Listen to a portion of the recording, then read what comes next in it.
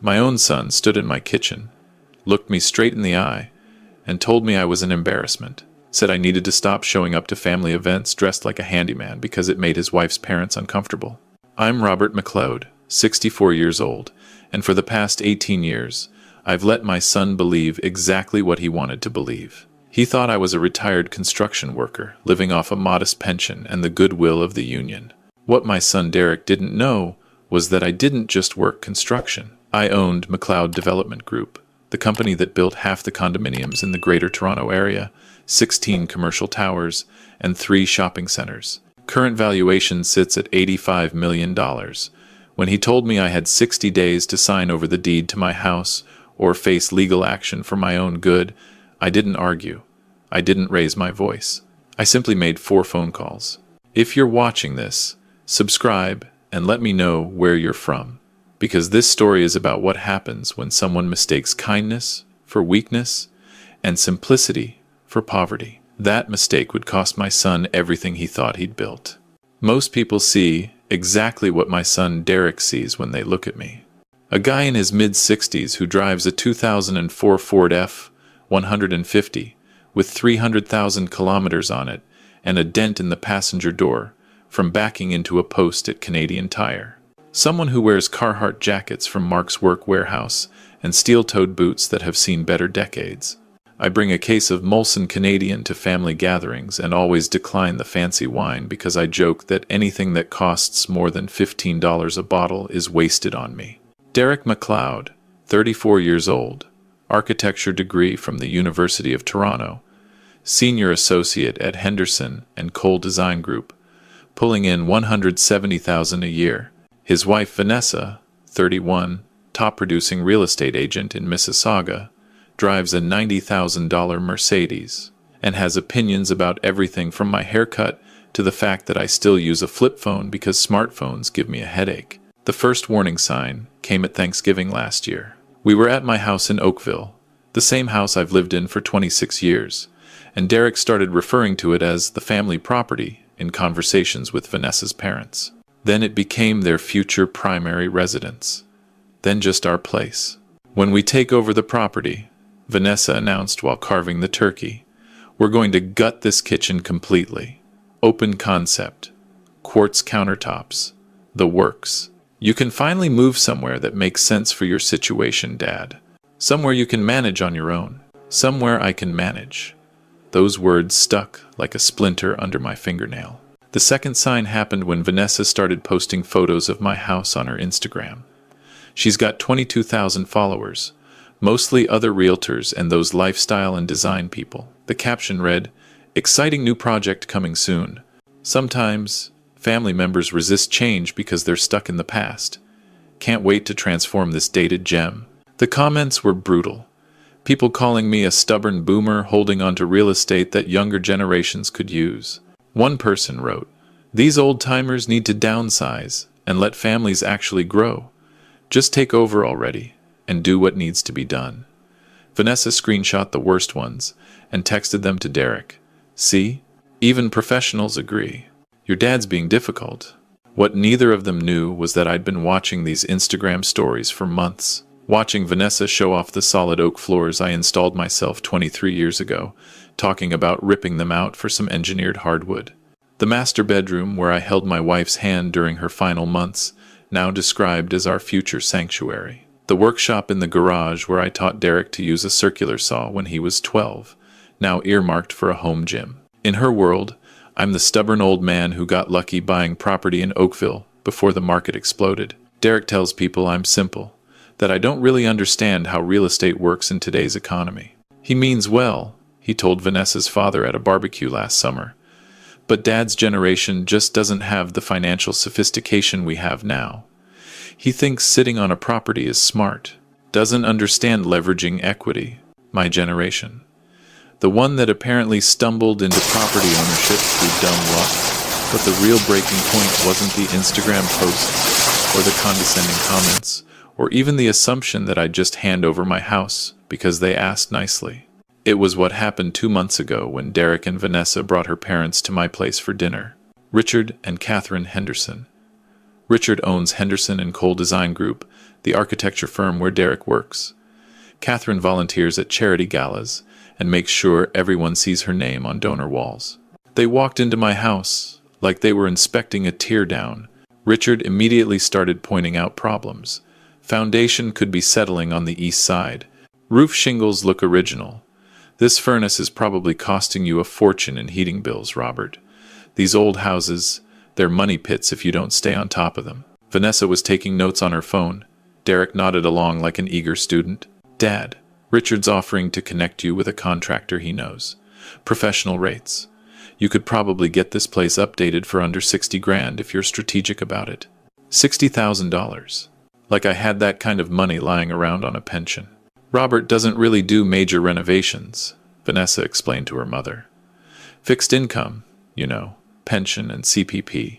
It's tight.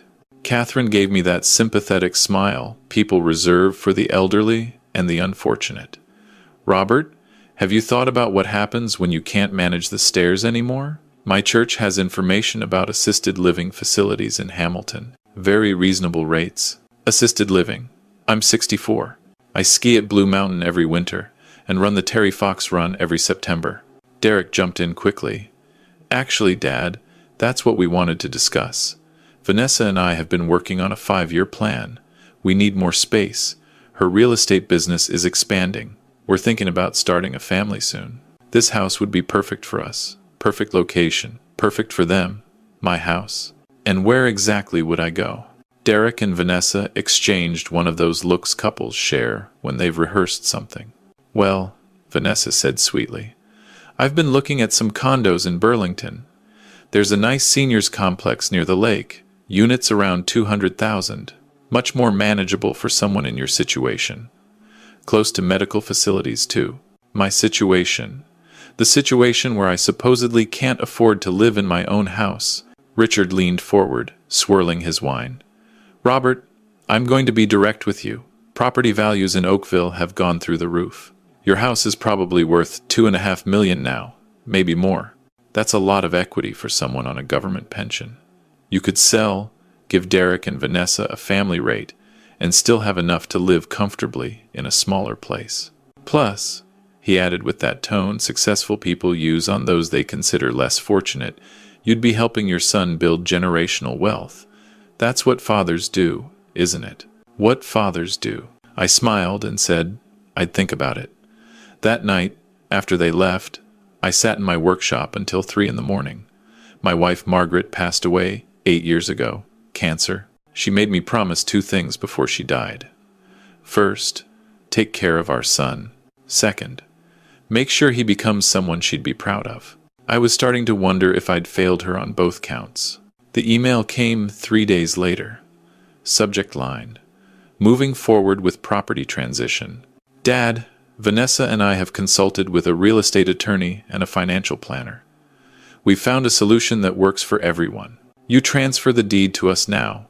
We allow you to remain in the guest bedroom for up to 18 months while you transition to appropriate housing, and will cover reasonable moving expenses when the time comes. Richard has a financial advisor who specializes in seniors on fixed incomes. He can help you manage the proceeds responsibly.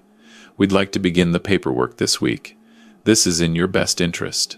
They wanted the paperwork this week. For my house, the guest bedroom, in my own house, managing the proceeds responsibly, like I was a child who couldn't be trusted with money. I called Derek immediately. Dad, he said, sounding annoyed. Did you get my email? I did. We need to discuss this in person. There's nothing to discuss. Vanessa and I have thought this through carefully. This is what's best for everyone. Richard's lawyer already drafted preliminary documents. Best for everyone or best for you two? Dad, come on. You're 64 years old. How much longer can you realistically maintain a 4,000 square foot house by yourself? The property taxes alone must be killing you. What are they? 15,000 a year? Try 22,000. And you can afford that on your pension? His voice dripped with false concern that barely masked impatience. That's exactly my point. You're house poor, Dad. You're sacrificing your quality of life to hold on to a building. We're offering you a way out with dignity. A way out. Of my own home. The home where I raised him. The home where his mother died. And if I say no? Silence. Then Derek's voice got harder.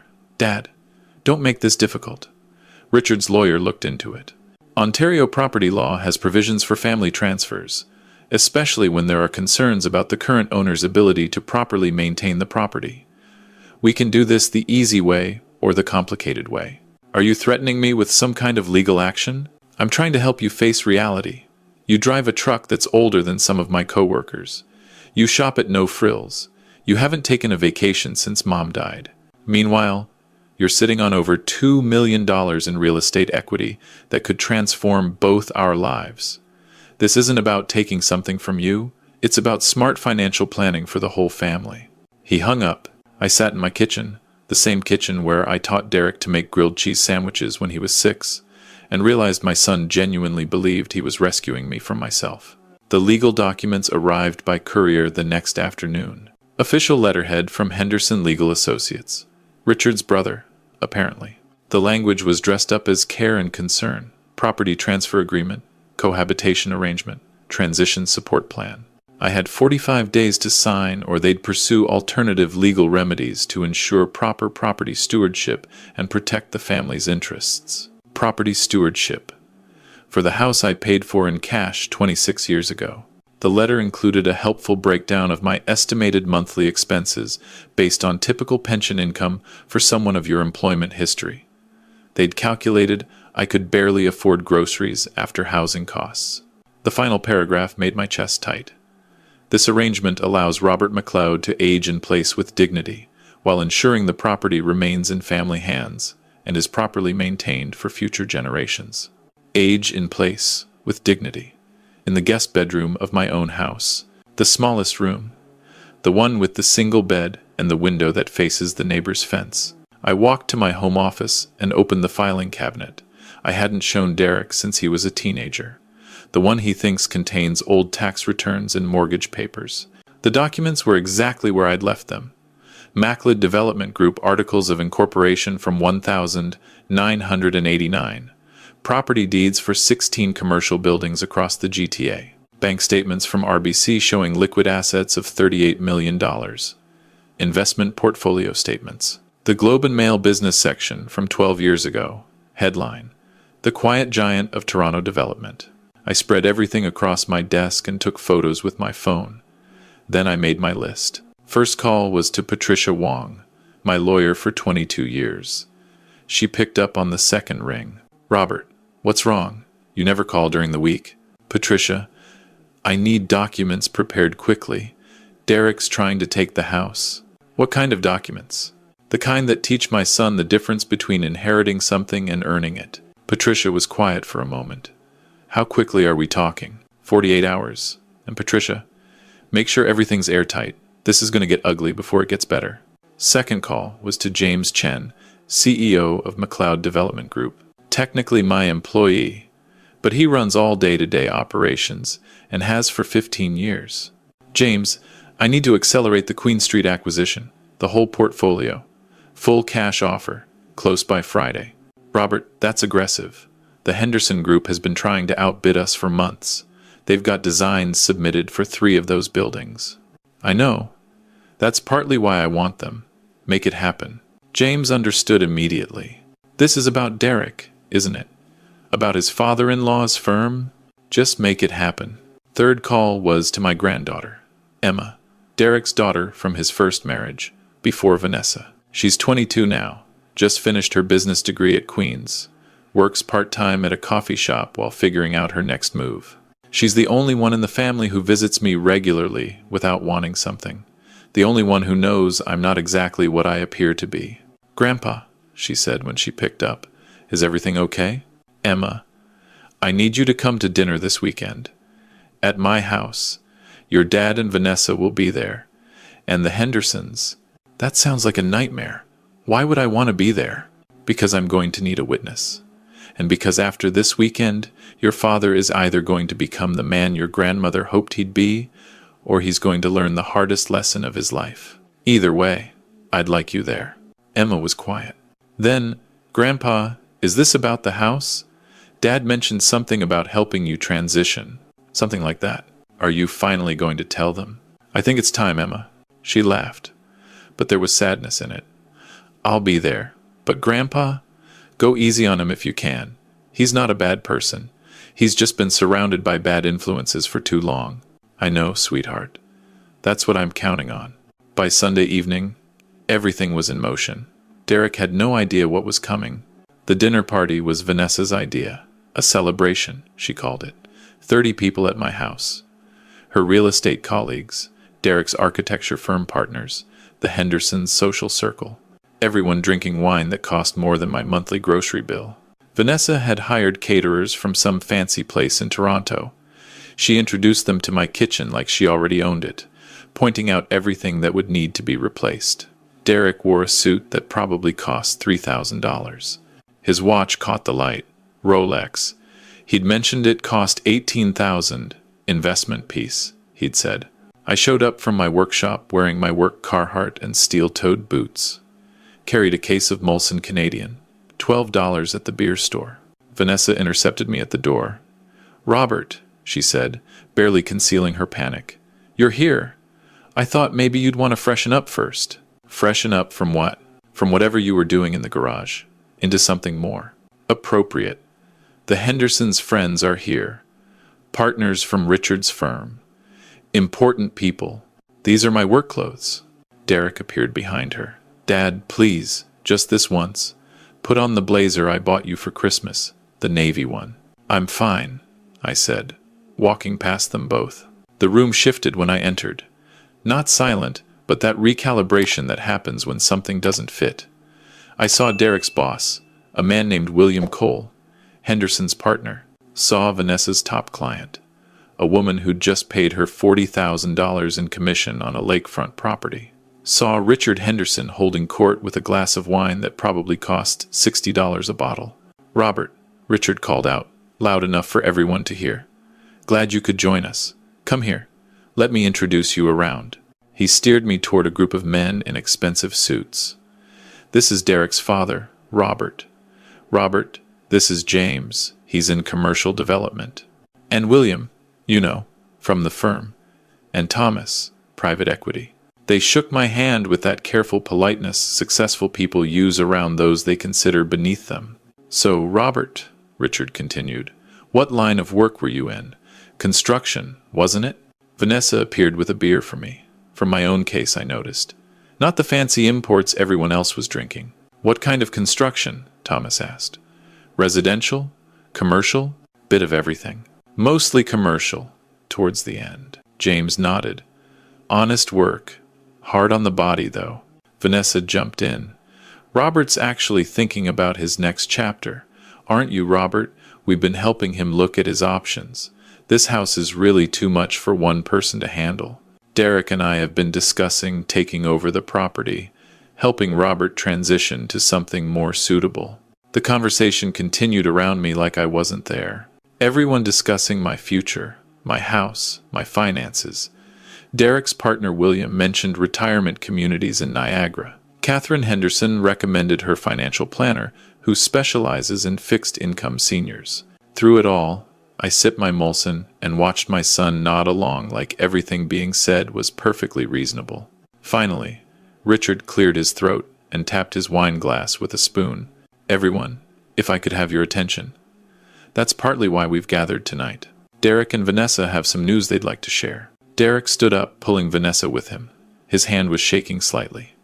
Dad, we wanted to tell you with everyone here because they're all part of our support network. Vanessa and I have made a decision about our future. We're pregnant, Vanessa announced, hand on her stomach. The room erupted in congratulations. But Derek held up his hand. And because of that, we're moving forward with some life changes. We've been working with legal counsel to finalize the transition of this property into our names. Dad will be comfortable and taken care of during the process. We're building something for the next generation. More applause. Someone proposed a toast to new beginnings and family legacy. Everyone raised their glasses. I stayed seated. Derek noticed. Dad, aren't you happy for us? I'm curious about something, I said. The room got quieter. Derek, how much do you think this house is worth? He looked confused. We had it appraised. $2.3 million. Why? And how do you think I've been paying the property taxes for 26 years on a construction worker's pension? Richard answered for me. Robert, we understand it's been a struggle. That's exactly why this arrangement makes sense for everyone. There is no struggle, I said. I paid cash for this house in 1998, $420,000. Money from the sale of my first company. Derek laughed nervously. Dad, that's not possible. That kind of money. Where would a construction worker get that? Where would I get it? I repeated slowly. The room was definitely quiet now. Derek, do you know what company I worked for in construction? You never really talked about it. Something small. I didn't work for a small company, Derek. I owned one. Still do, technically. It's called MacLeod Development Group. We've built 16 commercial towers in the GTA, 3 shopping centers, about 4,000 residential units over the years. William Cole, Derek's boss, spoke up. MacLeod Development is privately held, one of the biggest developers in Ontario. The owner is. He pulled out his phone, typed something, and went pale. Robert MacLeod. He looked up at me. You're that Robert MacLeod? I am. Vanessa made a choking sound. That's impossible. You drive a truck from 2004. Do you want to see the company website? I pulled out my phone. Real-time project dashboard. Current developments under construction. I scrolled down. 4 active projects. Combined value, $460 million. Richard Henderson had stopped breathing for a moment. You're Robert MacLeod, the Robert MacLeod. We've been trying to partner with MacLeod Development for years. Your company outbid us on the Yonge Street project, the Queen Street portfolio. The Queen Street portfolio, I interrupted. Yes, I closed on that yesterday, actually. Paid $42 million cash, full acquisition, the whole block. Derek found his voice. Dad, what are you talking about? I'm talking about the 6 buildings your father-in-law's firm has been trying to acquire for the past year, the ones where Henderson and Cole submitted architectural designs. I bought them yesterday afternoon. I'm bringing in a different design firm. William Cole went white. Those buildings. We had conditional agreements. You had proposals. I had cash. The sellers preferred certainty. Richard stood up abruptly. Robert, surely we can discuss this. There must be some arrangement. There's nothing to discuss. Your family spent the past year treating me like an incompetent old man while trying to steal my property. You sent legal threats to my home. You had your brother draft intimidation letters. And now you want to make arrangements? I pulled out my phone and opened my banking app. RBC Private Banking. Account balance as of this morning. I turned the screen so everyone could see. $38 million. Vanessa gasped. I opened another screen. Investment portfolio, $12 million. Real estate holdings, personal properties separate from the company, another $6 million. Total liquid net worth. I did the math publicly, just over $56 million. Plus the company valuation, which sits at $85 million. Though that fluctuates with the market. The first to leave were Derek's colleagues. They made excuses about early meetings and babysitters. Then Vanessa's clients. Then the Henderson social circle. Within 15 minutes, the house had cleared of everyone except Derek, Vanessa, Richard, Catherine, and Emma, who had been sitting quietly in the corner the entire time. Richard made one last attempt. Robert, this is clearly a misunderstanding. We had no idea. You had no idea because you never asked. You saw an old truck and work clothes and decided you knew everything you needed to know about my financial situation. Then you tried to use legal intimidation to take my home. We were trying to help. You were trying to steal. There's a difference. And now, I said, standing up, I need you to leave my home. Derek and Vanessa, you'll receive formal documentation tomorrow. Documentation? Vanessa whispered.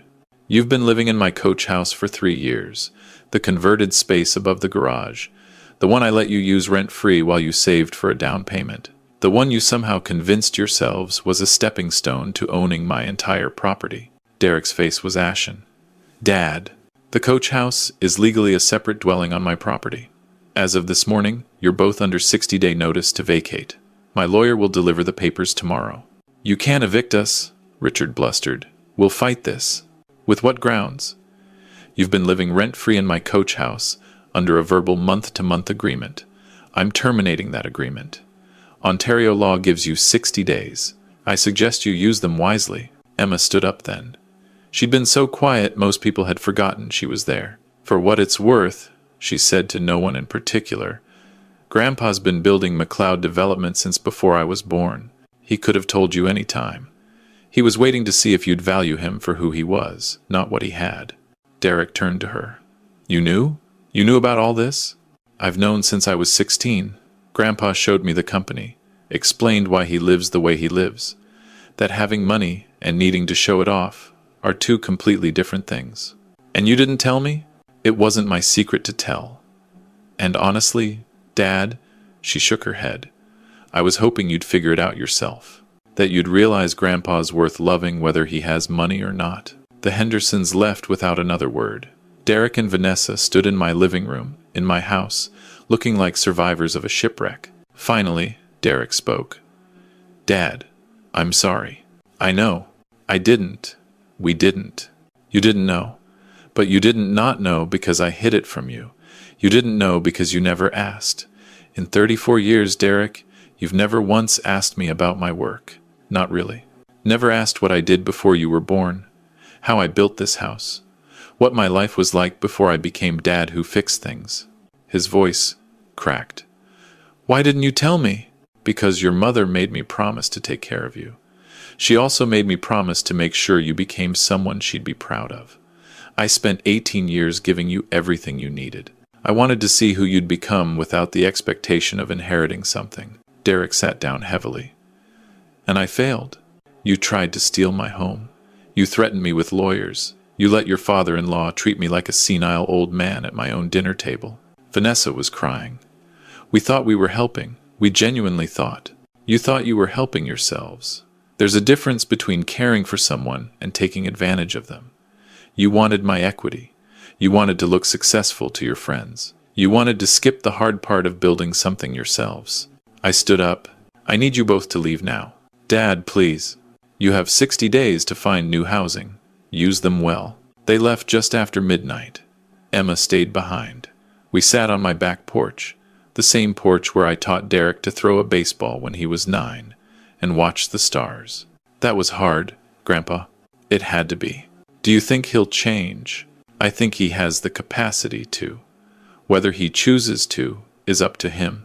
Emma leaned her head on my shoulder, something she'd done since she was a little girl. "For what it's worth, Grandma would be proud of you. You gave him the chance to prove himself. That's all anyone can do. Your grandmother was the best person I ever knew. Every good thing I've built, I built because of her." "I know," she paused. "What happens now?" "Now we wait. We see what Derek's made of when he doesn't have anyone else to lean on." The Instagram disaster happened the next morning. Vanessa had gone live. 22,000 followers watching her have a complete meltdown in her Mercedes in the driveway of my coach house. "You guys, I can't even explain what happened. My father-in-law isn't broke.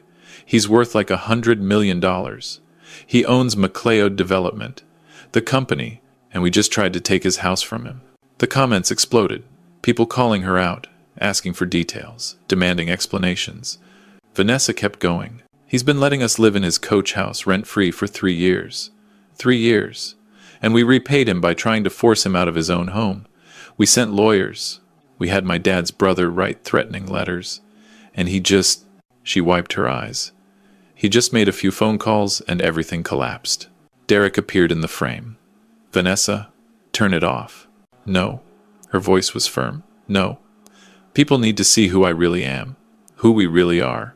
We judged my father-in-law by his truck and his clothes and decided he was beneath us. We were so wrong about everything." The viewer count climbed. 6,000 people watching my daughter-in-law realize the magnitude of what she'd done. "And now," she continued, "my dad's firm is losing the biggest development opportunity of the decade because Robert bought the buildings out from under them. Derek's company might lose half their projected revenue. My Instagram is going to be destroyed after this. And you know what?" She laughed through her tears. "I deserve it. I deserve all of it." Derek tried again. "Please, if you're watching this, Robert, Vanessa said directly to the camera. "I'm so sorry. We don't deserve your forgiveness. We were entitled and cruel, and we thought we were better than you because we had nice things and you chose to live simply." She ended the stream. By noon, the clips were everywhere. TikTok, Twitter, YouTube reaction videos. Real estate agent tries to steal secret millionaire's home, loses everything. It went viral in the worst possible way for them. Derek showed up at my house 3 weeks later. He looked 10 years older.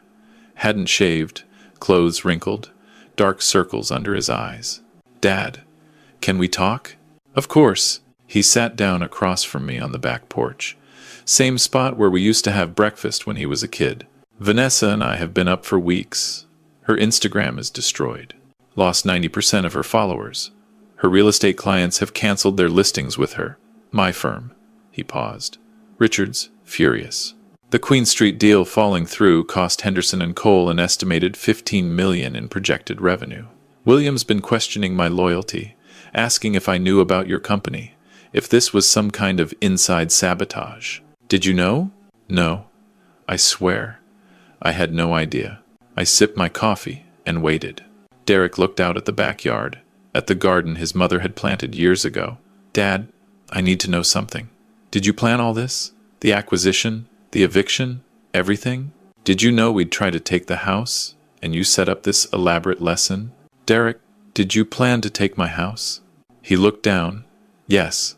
"When did you decide that?" "When we realized how much equity was sitting here. When Vanessa calculated what we could do with that money. When Richard told us we were entitled to it as family. When—" He swallowed. "When we convinced ourselves that you were too simple to know what you had and that we were doing you a favor by managing it for you." I set down my coffee. "Do you know why I live the way I live?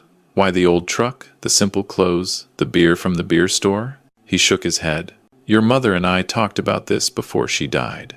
She was worried about you, Derek. Worried that growing up comfortable would make you soft. Worried that you'd never learn what things really cost. We decided together that when you were old enough to be on your own, I would live modestly, not pretend to be poor, just not flaunt wealth. I wanted to see if you'd love me for who I was, not what I had." Derek's eyes filled with tears. "And I failed. You tried to steal from me. You treated me like a burden to be managed. You let your wife and her parents humiliate me in my own home, while 30 people watched. I know. Do you understand why that hurt more than anything else? It wasn't the money, Derek. I have more money than I could spend in 3 lifetimes.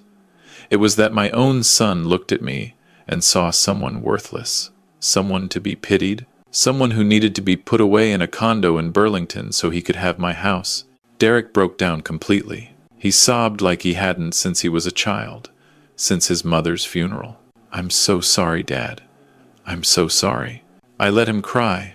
Some things need to come out before they can heal. Finally, when he'd composed himself, I spoke again. "What are you going to do now?" He wiped his face. "I don't know. My position at Henderson and Cole is untenable. Richard wants me gone. Vanessa's business is destroyed. We've got 60 days to find housing we can actually afford, and it turns out we have no savings because we spent everything on appearances. The Mercedes is leased. The suits are on credit. Our entire life was built on looking successful instead of being successful. Sounds like you've got some work to do." "Dad, I don't know how to start over. I'm 34 years old and I've never had to actually struggle for anything." "Then it's time to learn." He looked at me with something I hadn't seen in years. Humility. "Can you, would you, help me?" "Not with money," I said firmly. "But I can give you advice. Stop trying to impress people who don't matter. Find work that builds something real, not just status. Learn to live on what you actually earn, not what you want people to think you earn." And Derek, I waited until he met my eyes. "Learn to value people for who they are, not what you think they have." He nodded slowly. "Vanessa wants to apologize. In person. She's too ashamed to come without an invitation. Tell her she's welcome here. This is still her family, whether she deserves it right now or not." Derek left that afternoon. I watched him drive away in Vanessa's Mercedes, the one they'd be returning to the dealership by the end of the month. Then I called James Chen. "James, the junior position we discussed, The project coordinator role at the Scarborough development. Yes? Cancel it. Derek doesn't need a handout. He needs to build something himself. Are you sure, Robert? It would be a good opportunity for him. The best opportunity I can give him is letting him figure things out on his own. That's worth more than any job I could hand him. 2 months later, Derek and Vanessa showed up at my house. They came in a used Honda Civic, 3 years old, but clean. Derek wore jeans and a simple button-down. Vanessa had her hair in a ponytail. No professional styling. They looked younger somehow. More real. "Dad," Derek said, "we wanted to talk to you together." "Come in." They sat in my living room, the main house they'd been so eager to take from me. Vanessa spoke first. "Robert, I wrote something. I wanted to read it to you." "Go ahead." She pulled out a folded piece of paper. Her hands trembled slightly. "Robert, 2 months ago I tried to take your home because I thought I was entitled to it. I thought you were a simple man who didn't understand value, and I was a sophisticated person who had earned success. I was wrong about everything," she continued, voice steady now. "I spent my entire adult life measuring worth by price tags. Your truck was old, so you must be poor. My Mercedes was expensive, so I must be successful. I never once asked what it cost you to support Derek through school, to pay for our wedding, to let us live rent-free for 3 years. I never said thank you because I thought you owed us." She folded the paper. "I'm not asking you to take us back. I'm not asking for money or help or anything. I'm asking for a chance to become someone you wouldn't be ashamed to call family." Derek added, "We both got jobs. I'm working at a small architecture firm in Hamilton, starting over at entry level, $46,000 a year. Vanessa's working at a furniture store, learning retail from the ground up. We found an apartment in Brampton, $950 a month. It's small, but we're paying for it ourselves." Vanessa continued, "We're learning to cook, to budget, to live on what we actually make instead of what we thought we deserved. It's hard, Robert. Some nights I cry because I can't just buy things anymore. But it's also," she searched for the word, "honest. For the first time in my life, I know exactly what things cost." I looked at my son. "What have you learned, Eric?" "That I didn't know anything." He said it quietly. "You raised me comfortable, and I never appreciated it. Never asked what it took for you to give me everything. Not just money, time, energy. Choices you didn't make so you could take care of me." His voice cracked. "I'm 34 years old, and I'm just now learning how to be an adult." I nodded slowly. "That's a start." Derek pulled out his own piece of paper. "Dad, I wrote something too. I learned that being a man isn't about having impressive titles or expensive things. It's about working hard, keeping your word, and earning what you have instead of expecting it to be handed to you. You showed me that every single day. I was too blind to see it." I watched them both. Really looked at them for the first time in years. "You weren't blind," I said finally. "You were entitled. There's a difference. Entitled means thinking you deserve things just because you exist. Blind would mean you couldn't see the truth. You could see it, Derek. You chose to ignore it because it was easier." He nodded. "And now? Now, I'm grateful for a $46,000 job because I earned it myself. I'm grateful for a $900 apartment because it's ours. I'm grateful you're even willing to talk to us." Vanessa added, "The Instagram thing was the best thing that happened to me. I lost everything. Every client, every follower, my entire image. But now I know who I am without the performance. Just Vanessa, selling furniture, learning to cook spaghetti without burning it." I smiled slightly at that. "Burning spaghetti takes talent." She laughed, the first real laugh I'd heard from her. "I burned water last week." Derek had to explain how that was even possible. Derek laughed too, and for a moment, he looked like the little boy I remembered, the one who used to help me in the workshop, who asked 1,000 questions about everything. "Would you both like to stay for dinner?" Their faces lit up. "Really? Really? But we're cooking together." "I don't do restaurant food. We made pasta. Simple stuff, nothing fancy." Vanessa actually did better this time, only slightly overcooked.